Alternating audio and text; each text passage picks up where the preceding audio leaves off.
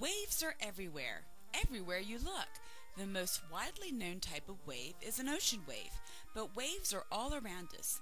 There are sound waves, vibrations, and light waves, to name just a few. This presentation's purpose is to introduce to you where you can find waves, the components of a wave, and how neat the study of waves really can be. Waves transfer energy. There are different types of waves. One type of wave is called a transverse wave. It resembles a sine wave. The wave fluctuates up and down and always returns to the equilibrium line in between. This is also known as the rest position. The top of a wave is called a crest and the bottom is called a trough. The wave alternates back and forth between crests and troughs. The amplitude of a wave is the vertical distance from the crest or the trough to the rest position. The amplitude of a sound wave represents how loud the sound is, and the amplitude of a light wave represents how bright the light is. Simply put, the amplitude is the amount of energy the wave is transferring.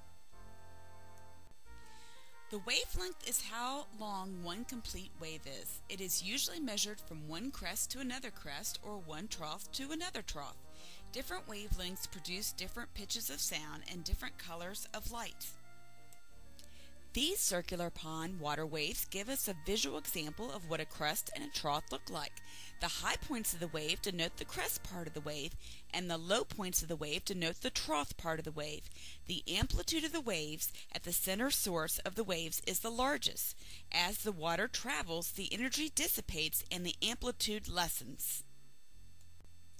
This ocean wave is a good example of how transverse waves move and what direction they travel.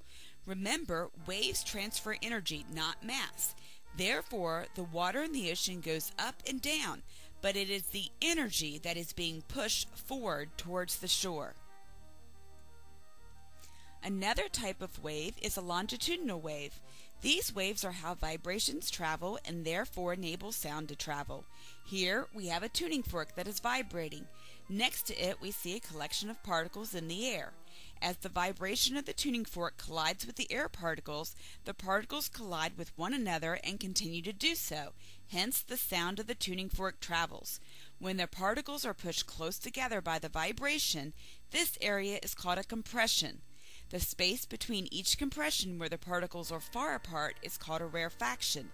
Sound is a form of a pressure wave. Slinkies produce wonderful examples of waves. When the slinky is extended and a person is on each end of the slinky, a longitudinal wave can be produced by one person gathering many coils together and then releasing them at once.